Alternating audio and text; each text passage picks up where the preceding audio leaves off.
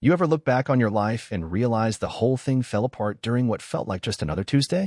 For me, it started the day Amanda reorganized the silverware drawer. Yep, that's the moment I should have known. It wasn't dramatic or symbolic, no big philosophical metaphor. It was just irritating. Forks on the left, spoons in the middle, knives on the right. The way God and the manufacturers of every kitchen drawer organizer intended. Amanda switched it up on a whim. Said it flowed better. Like her damn kitchen drawer was a jazz quartet. I stared at it longer than I should have. It felt off. Like a puzzle piece jammed into the wrong spot. But I shrugged and moved on. That's what marriage teaches you. Don't sweat the drawer. Or the fact that your wife now leaves for Pilates class 3 times a week when she never once mentioned exercise in 8 years of marriage. But I'm getting ahead of myself. My name's Kevin McMillan. I'm 39. I work in IT for a mid-sized medical software company in Indiana. And until about 4 months ago, I thought my wife Amanda and I were doing all right. Nothing fancy. We weren't one of those couples that post sunset selfies or wears matching flannel pajamas, but we had rhythm, a groove. Sunday Costco runs. Tuesday night, Jeopardy. Thursday sex, occasionally postponed due to stress. We were fine, or so I told myself. Amanda worked at a corporate design firm downtown. UX specialist, whatever that means. She wore turtlenecks in spring and talked a lot about fonts. Helvetica gave her feelings. I'm not kidding. She once teared up over a rebrand for a peanut butter jar. I loved her for it. Genuinely. There was something weirdly attractive about a woman who could cry over sans serif. We met in a tech boot camp for adults, those 2-week hellstorms where underemployed millennials gather to pretend we're still going to take over the world. I was teaching a workshop on databases. She sat in the back, pretending not to be smarter than everyone else. We went out for burgers after class, and 3 weeks later, she moved into my apartment and brought her succulents. The rest, as they say, is Target receipts and shared Netflix passwords. For a while, marriage was easy. And then, it wasn't. We never fought. We had conversations. Which is worse, in my opinion. Fights are honest. Conversations are where the real lies live, under layers of, I'm just saying, and don't take this the wrong way. Amanda started coming home later. At first, I believed the client meetings. That's the thing about trust. It's not built. It's just default. You assume until you're given a reason not to. I didn't have one yet. Then came the podcast phase. She'd plug in her AirPods at night and listen to design philosophy episodes while scrolling Pinterest for minimalist lamp ideas. I tried asking about her day. She said things like, good, just draining, or, you know how Beth gets. I'd never met a Beth.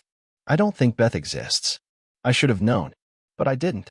One night, Amanda said she wanted to paint the guest room sage green. She said it would make the room feel more grounded. We don't have guests.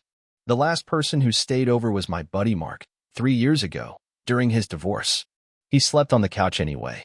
But I bought the paint. Because when your wife wants to change something small, it's not about the room. It's about letting her feel like life is moving forward. Meanwhile, I was stuck. I'd peaked at the top of my salary band. My boss Rick kept looping me in on meaningless projects, and I developed a weird habit of watching old home renovation shows on mute just to feel like I was fixing something. And Amanda? She was glowing. No, not like pregnancy glowing. More like secretly laughing at a joke you'll never hear glowing. She started wearing her hair different. Less buns, more waves. More lipstick. Less tech chic. More, I might have a second life you don't know about. She got into Pilates. Again, a shock. This is a woman who once called squats a government conspiracy. She started going on weekend coffee runs alone. She'd come back with drinks for us both, and I'd say thanks, and she'd kiss me with that quick pet kind of kiss you'd give a UPS guy after signing for a package. I didn't question it. I just drank my damn latte. There's this thing men do in marriages when something's off. We don't investigate. We perform. I bought flowers. Made breakfast on Saturdays. Pretended I liked the Great British Bake Off. I made her laugh. I became her golden retriever. Just wagging my tail, waiting for approval. She still said, I love you, every night. I started to think maybe I was just paranoid. Maybe the drawer didn't matter. Maybe I was watching too many movies with cheating plot lines and assuming life would follow suit. But the truth has a nasty habit of revealing itself. And in my case, it started with an email. Not one I read. One I almost sent. See, I'm not nosy. I'm not the guy who checks browser histories or phone logs. But I do help Amanda fix her laptop when it acts up. And last week, she asked me to look at her Gmail because her drafts weren't syncing to her phone. Normal request. Simple fix. I'm the IT guy. I log into her account, poke around. And that's when I saw it. One draft. Not sent. Not deleted. Titled, "This Can't Go On." Written to someone named S. I didn't read it. Not right away. Because in that moment, I knew something. The kind of knowing that doesn't need proof. The kind of knowing that makes your spine go cold even though you're sitting in a warm room. But I did open it. Eventually. And what I found. Let's just say, it wasn't what I expected. It wasn't what anyone would expect. Because Amanda wasn't just cheating.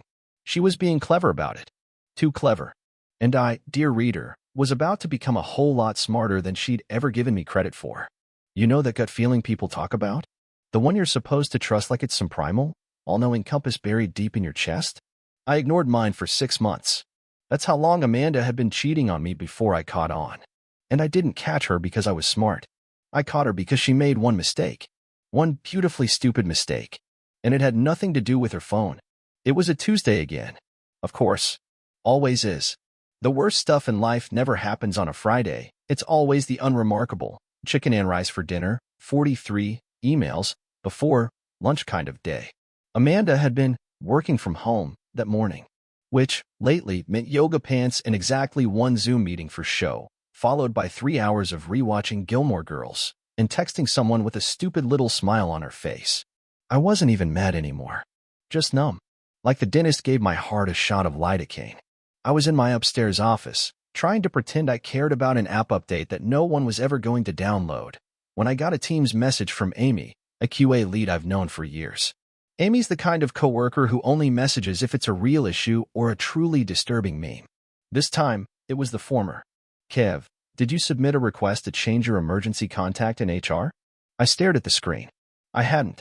Never even thought about it. Amanda's been my emergency contact since the day we got married. I typed back. "Nope." "Why?" "Weird. There was a form submitted under your name. Someone changed it from Amanda to Sharon G." "You don't know a Sharon G, do you?" "Sharon G." I laughed out loud.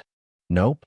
No Sharons in my life, unless you count the one who runs the front desk at our dentist's office and gives out those little flossers I always throw away." "Definitely not me," I replied. She sent a screenshot. Sure enough, there it was. My name, my employee ID, and a completed digital form requesting my emergency contact be changed to Sharon Gallagher with a cell number listed. It even had my e-signature on it. Except I never signed it. Now, a smarter man might have called HR and flagged it immediately. Maybe assumed it was some weird phishing thing or clerical error. But I've worked in this company for almost 9 years. I know the systems inside and out. And I also know that only 2 people besides me have access to my employee dashboard. Me and Amanda. See, Amanda designed the internal portal for our HR platform last year. She led the UX redesign and, like the absolute professional she is, tested it using my login because she said she needed a real use case. That means she knew my password. She always had. I just never thought it was a problem. I didn't say anything to Amy. I just told her I'd handle it. Then I opened up a new window and typed Sharon Gallagher into Google. Boom. LinkedIn profile. Local. 42. Real estate agent. Auburn hair with chunky blonde highlights. Every photo looked like it was taken during golden hour with her pretending to laugh at nothing. And right there, in the list of people who'd endorsed her for staging and local knowledge, was one name I wasn't expecting. Amanda McMillan. Click. Sure enough, Amanda had written a glowing review on Sharon's Zillow profile. Sharon was incredibly attentive, discreet, and professional. Highly recommend. Discreet. That word sat there like a blinking warning light. We weren't looking to buy a house. We weren't selling ours. We weren't doing anything that would require a real estate agent, much less one described as discreet. So I kept digging. I went back into our shared Google Drive. Amanda rarely used it except for taxes and a few old budgeting templates. But I remembered she once saved copies of our mortgage documents there. Maybe, just maybe, she left something else behind. In a folder titled Filing, buried under subfolders labeled Old W-2s and 2018 Dental, I found a PDF labeled Staging Guide, 1420carson.pdf. I opened it. It was a 6-page document detailing recommended improvements for a 3-bedroom home. Paint colors, furniture rentals, even advice on which scented candles evoke intimacy. It wasn't our house. I checked the address. 1420 Carson Street. Nope, not even close. I Googled that address, and my stomach turned. The property was listed on Zillow. Photos and all. A cozy craftsman-style home with clean lines, abundant light, and modern accents. Under the listing, staged by Sharon Gallagher, Gallant Real Estate. Price, $614,000. But it had been pulled off the market 2 weeks ago. I clicked through the images, looking for anything that could explain what this house had to do with my wife. Photo 8. There it was. On the entryway table, a small framed picture of Amanda. And not just Amanda. Amanda and someone else. Someone I recognized. Ryan Bristow. Yeah, him. Now, if you're wondering who Ryan Bristow is, let me paint the picture. Ryan's one of those creative consultants who's allergic to real jobs. He freelances content strategy, whatever the hell that means, and somehow always seems to have just enough money to be between gigs. Amanda met him at a work conference in Chicago last year.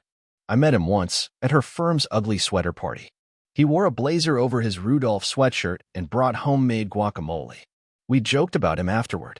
Called him Spinach Dip Ryan, because that's what his guac tasted like. I stared at that photo for a solid minute. They weren't kissing, weren't even touching, just smiling, side by side, like they'd attended an open house together and wanted a souvenir. But I recognized the way Amanda smiled in that photo. It was the same smile she used when she thought no one was looking. The one she gave me the night we got engaged, when I tripped over the rug trying to hide the ring. And suddenly, the drawer made sense. The Pilates classes, the lipstick, the extra long client meetings. I wasn't her emergency contact anymore. Spinach Dip Ryan was. And I was done being the last to know. I didn't yell, didn't cry. I didn't even call her out. I just sat there, in my home office, staring at a smiling photo of my wife with a man who'd probably never heard of Roth IRAs, wondering how I missed it for so long. Then I made a choice. I called the number listed for Sharon Gallagher. Hi, I said. My name's Kevin McMillan. I believe my wife may have listed your property for staging. I just had a few questions. There was a pause. Oh, Sharon said carefully. You're Amanda's husband? That confirmed it. In one sentence, I had my answer. Amanda had been playing house in a different zip code. With Ryan. Using my last name as her keycard while trying out someone new for size. She wasn't just cheating. She was beta testing a whole new life. And she thought I wouldn't notice. But she forgot something. She married an IT guy. And if there's one thing we know how to do, it's trace the source. I ended the call politely. Thanks, Sharon. Said I was just curious about the staging process. Then I sat back in my chair, stared at the picture of the happy couple in the fake foyer, and smiled. Amanda thought she was clever. But she was about to learn what clever really looks like. Next Tuesday wouldn't be just another Tuesday. It would be the beginning of the end. And this time, I'd be the one writing the script. I didn't sleep much the night I found out. You'd think I'd be pacing the floor or crushing beer cans in the garage or screaming into a pillow. Nope. I was in my office, organizing folders. Literally. Rearranging files, deleting old backups, clearing cache like I was Marie Kondo with a grudge. It helped. Sort of. Organizing the mess on my screen gave me the illusion of control while my actual life was unraveling like a cheap cable knit sweater. Amanda got home at 9:42 p.m. that night. She strolled in wearing leggings and a cropped hoodie, hair in a messy bun, holding an iced matcha like she was the poster child for a wellness cult.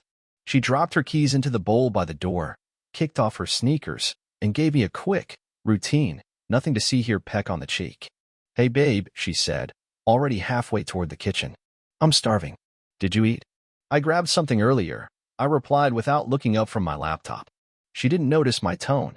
Or maybe she did and chose not to ask. That's the thing about Amanda, she's brilliant at avoiding things she doesn't want to feel. If Olympic denial was a sport, she'd have 4 gold medals and a Wheaties box by now. We didn't talk much that night. She microwaved some quinoa and kale concoction and curled up on the couch with her AirPods and her shows, while I stayed in my office pretending to be busy with a work project. I waited until she was asleep before I dug in further. I downloaded the metadata from the staging photos of 1420 Carson Street. You know what the timestamp said on that photo of her and Ryan? Saturday, 2:13 p.m. The exact time she told me she was shopping for bathroom tile with Beth. Beth, the imaginary friend of modern affairs. I went to bed around 1 a.m., still quiet, still calculating. Now let's be clear. I wasn't out for blood. This wasn't some scorched earth, trash the place kind of thing. I didn't want to yell. I didn't want to cry. I didn't even want to know why she did it. I just wanted her to look me in the eye and lie to my face. I needed to hear it, to feel it. So I waited 2 days. 2, painfully civil, morning coffee passing, can you grab oat milk on the way home? Days. Just long enough to watch her live in her little charade like nothing had happened. Just long enough to build the pressure. Then, on Thursday night, I set the trap.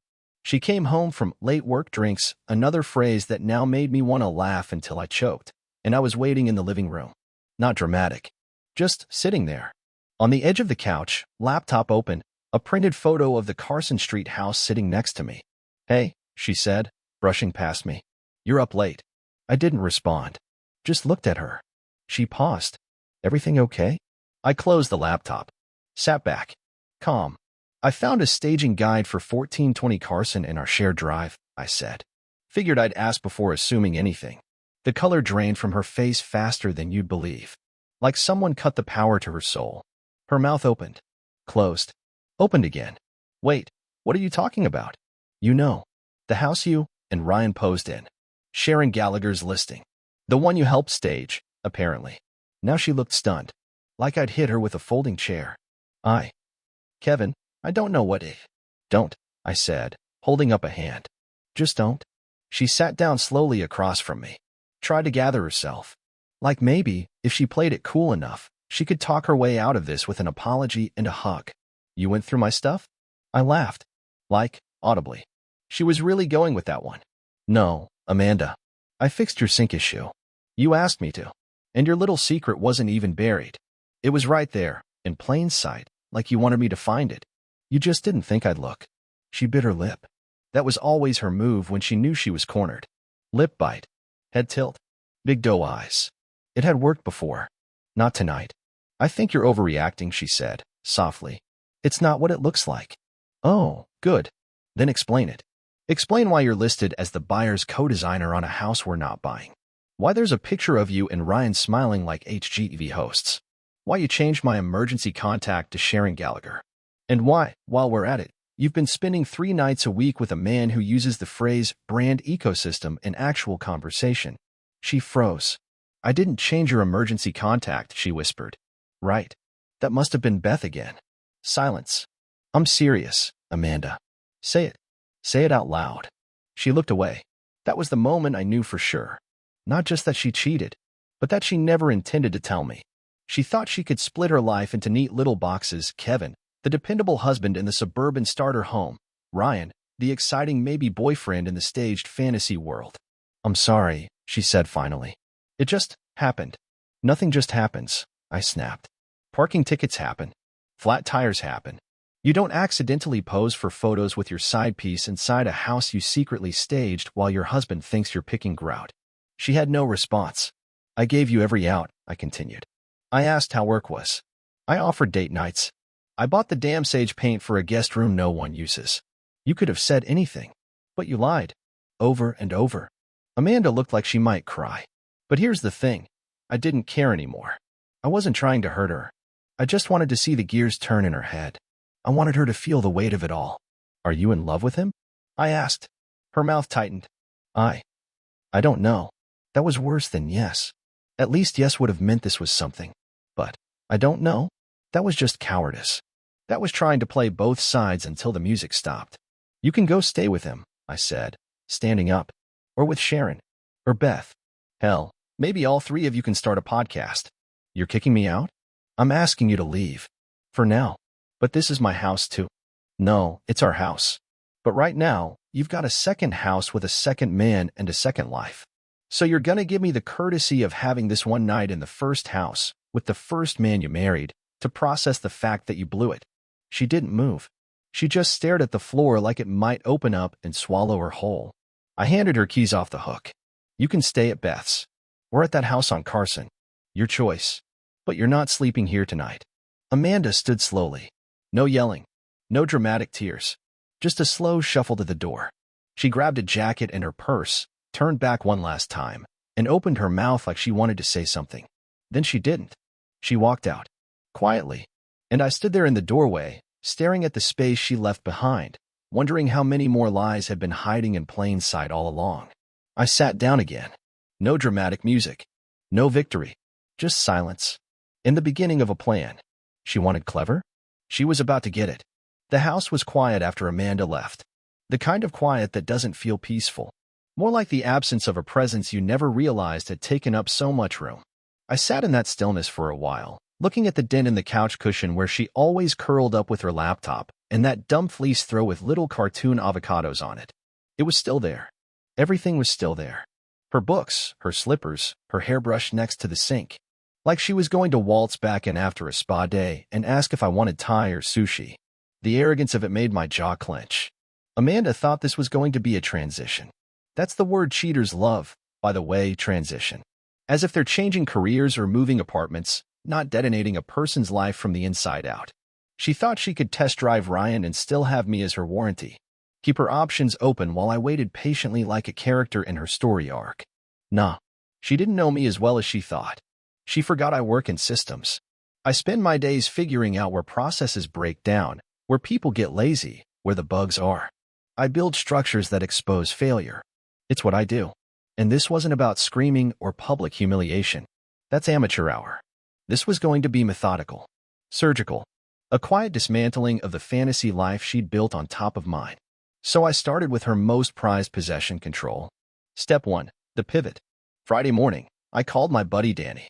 He's a loan officer, and more importantly, he owes me for helping him recover 2 years of family photos after his hard drive crashed in 2019. I told him I needed a pre-approval letter and a soft inquiry, no flags, no alerts. He didn't ask questions. By noon, I had a letter stating I'd been approved to purchase a home up to $850,000. Amanda had never seen it coming. By the time she texted that afternoon asking if we could talk this weekend, I already had a second call scheduled, with Sharon Gallagher. Yep, the same realtor from the Carson listing. She sounded guarded at first. But when I said I was interested in a discreet transaction, emphasis on discreet, she perked up. I asked her to meet me the next day at the property Amanda and Ryan had staged their little love nest in. 1420 Carson? She said. That's the one. Pause. You're aware it was pulled from the market? Yeah, I said, smiling. That's why I want to talk about it. Step 2. The visit. Saturday morning, I drove to 1420 Carson in a button-down and jeans. I looked like a serious buyer and felt like a man about to steal someone's illusion and set it on fire. Sharon met me out front, all polished charm and big fake smiles. I didn't know you were actively in the market, she said. I wasn't, I replied. But life moves fast. We walked through the house, all the way to the living room where that photo of Amanda and Ryan had once sat. It was gone now, probably de-staged for whatever fake backstory they gave the seller. Sharon kept glancing at me, probably wondering what kind of man looks at the home his wife used to cheat on him and still considers making an offer. Do you know if the previous interested party ever made it to closing? I asked, real casual. They backed out, she said. Financing fell through. Not uncommon. Right. Financing. Ryan's favorite buzzword after scalability. I thanked her, got in my car, and called my attorney. I'd never needed a lawyer before, but I'd watched enough people get burned in divorce to know I needed to move first. The trick was simple. Don't let Amanda set the tone. Beat her to the punch. I had the paperwork started before dinner. Step 3. The flip. Amanda texted again that night. Can we meet tomorrow? I just want to talk, Kevin. Please. She was clearly expecting sadness. Or hesitation. Or that weird pathetic limbo some husbands get stuck in after finding out. That, I still love you, let's work through it, zone where dignity goes to die. I didn't reply. Instead, I called her boss. See, I knew Amanda's firm had strict ethical rules around client interactions and cohabitation with project consultants. Ryan wasn't just her fling. He'd done freelance branding for their last 3 contracts, including the one where they met. Her boss, Dan, answered on the second ring. We weren't close, but we'd met at the company holiday party last year, and I had his number from that time Amanda left her phone in an Uber. I was polite, civil, but I asked a few questions. Questions about Amanda's involvement in external staging, whether personal relationships with vendors were considered a conflict of interest, whether a partner living part-time in a client property created exposure. He was quiet at first. Then he asked if I was implying something. No, I said. I'm just telling you. I don't have to imply anything. I hung up. Let the dominoes fall. Step 4. The drop. Sunday, 10 a.m. Amanda pulled into the driveway in her little black crossover, still trying to look composed. Hair done. Light makeup. A neutral sweater, like she was going to a therapy appointment instead of a reckoning. I met her at the front door. Didn't let her inside. We can talk here, I said. Her smile faltered. Kev, come on. I didn't come here to you. You came here to see if I'd let you keep both lives, I said. The real one and the fantasy.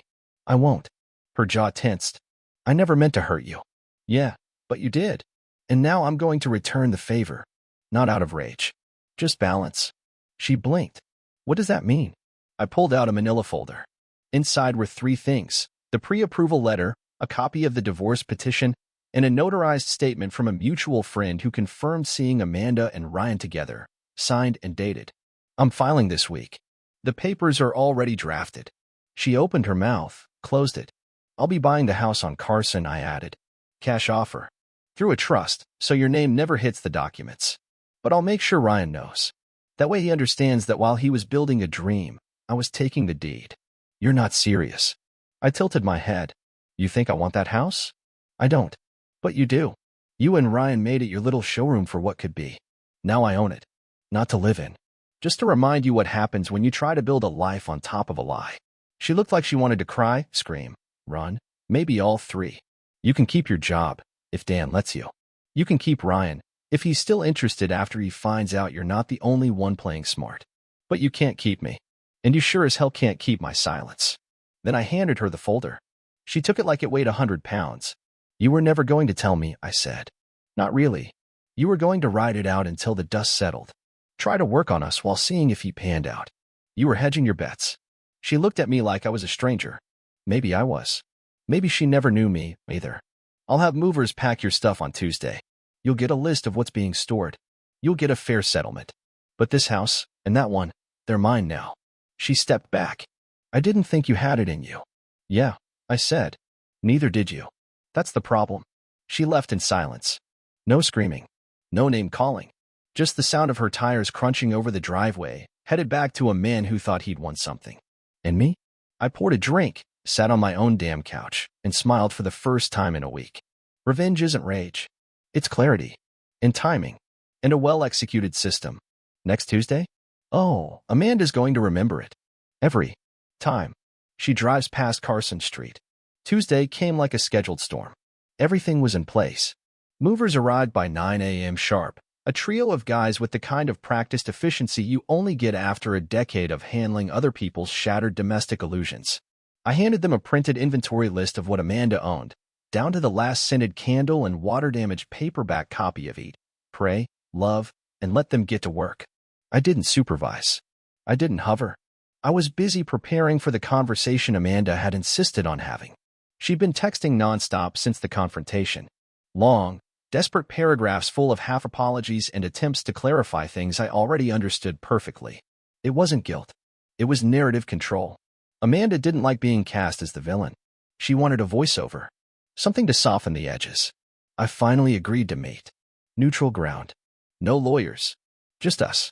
She picked a little boutique coffee shop in Broad Ripple, probably thinking the artisanal sourdough and exposed brick would make the situation feel more civilized. I arrived early, ordered a black coffee, and sat at a corner table where I can see the door. She walked in 5 minutes late wearing a beige trench coat and sunglasses. Not because it was sunny, it wasn't, but because she'd become one of those people who wears sunglasses indoors when they're pretending not to be unraveling. She sat down across from me and didn't speak for a long moment. Just set her purse down gently and adjusted the sleeve of her coat like she was straightening a script. You look tired, she said finally. Hard to sleep when your life gets detonated by a UX designer and a guy who says, ideate, unironically. She flinched a little. Good. Okay, she said softly. I guess I deserve that. I didn't reply. I wanted to say it to your face. All of it. Not in a text. Not through a lawyer. Go ahead. She looked around the cafe, then back at me. I know I handled this terribly. And I know I hurt you. But this thing with Ryan, it wasn't just some fling. I felt seen. I felt excited. I offered. Validated?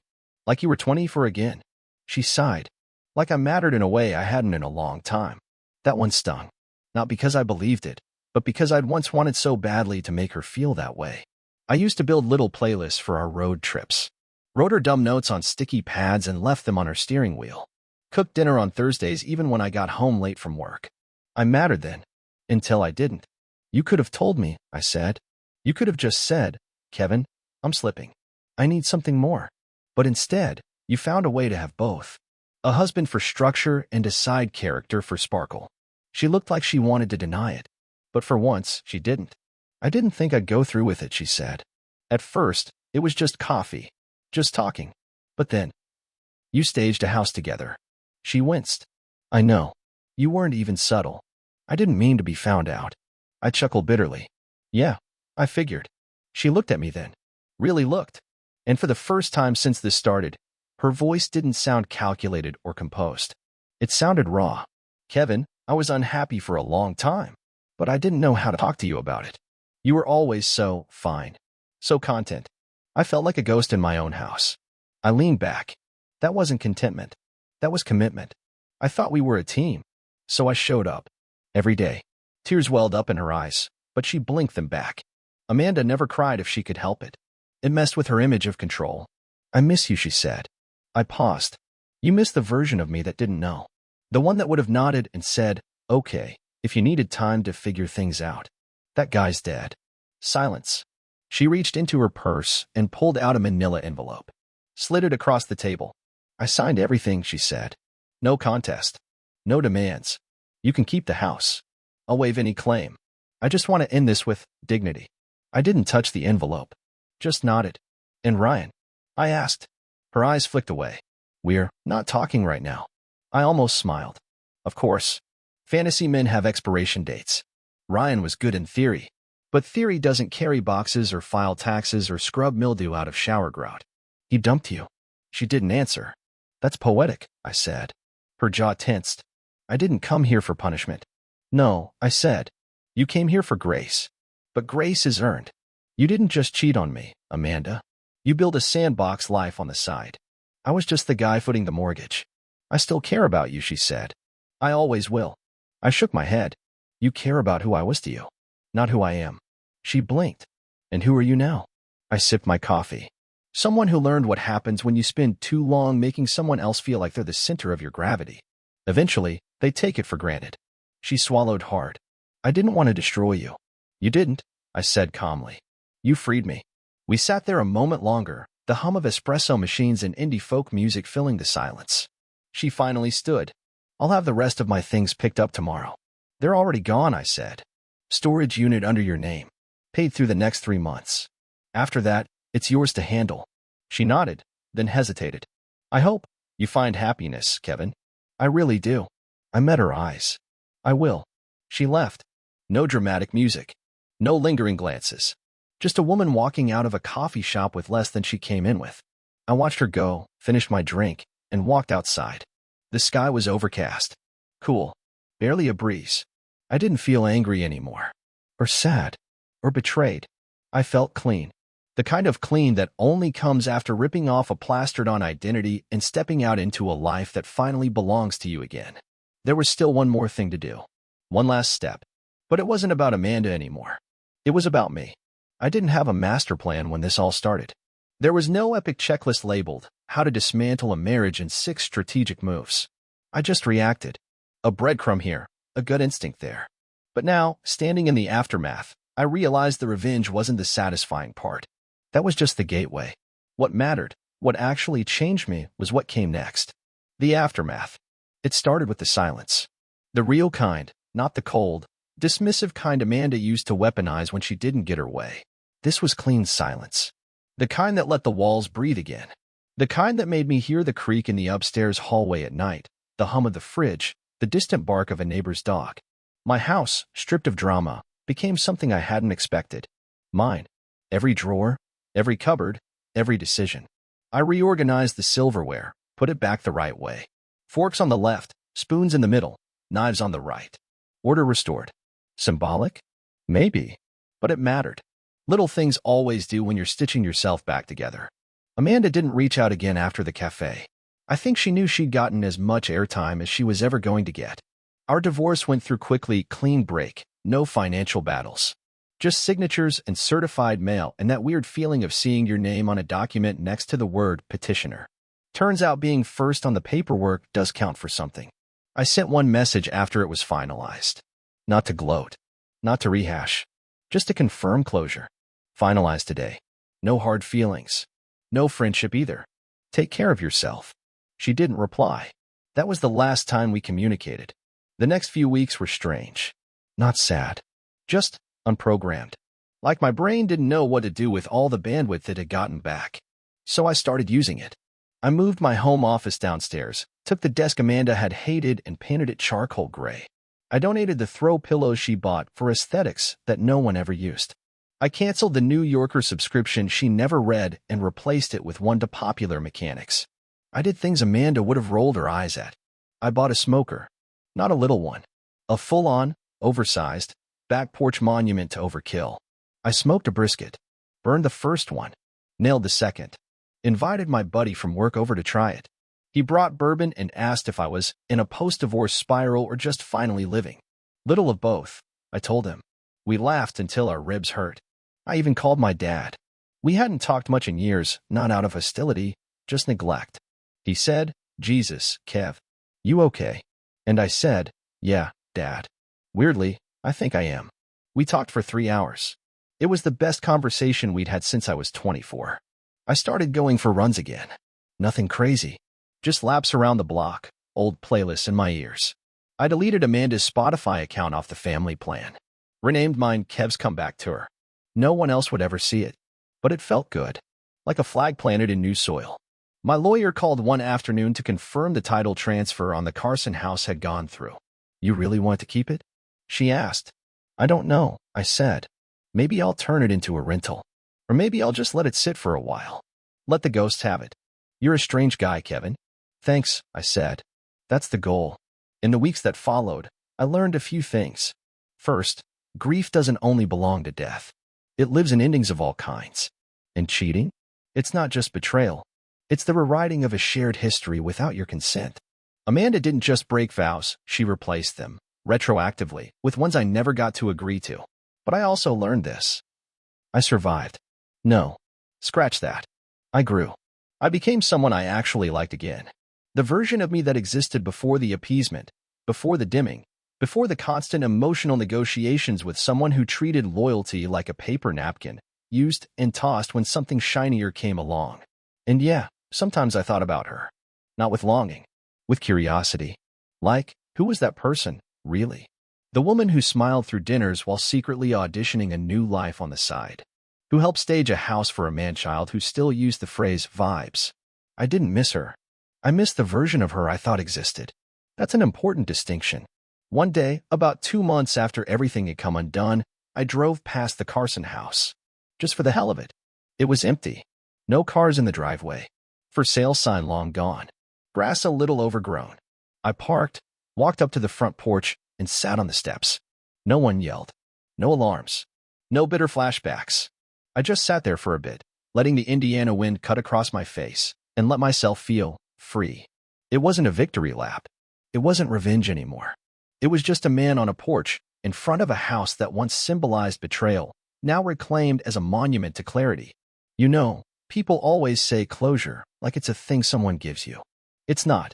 Closure is something you build, like a shed, piece by piece, until you've got a space to put the stuff that no longer fits in your life. Then you shut the door and walk away. So that's what I did. I walked back to my car, drove home, and opened the windows. The breeze carried in that early summer scent, cut grass, grills firing up, kids yelling in the distance. I turned on some music. Not sad stuff. Just loud stuff.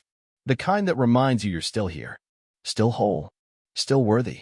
The kind that drowns out every last echo of the woman who thought you'd crumble without her. And as the sun dipped low and the playlist kept going, I didn't think about Amanda at all. I just lived. Which, in the end, was the best revenge of all. Subscribe to the channel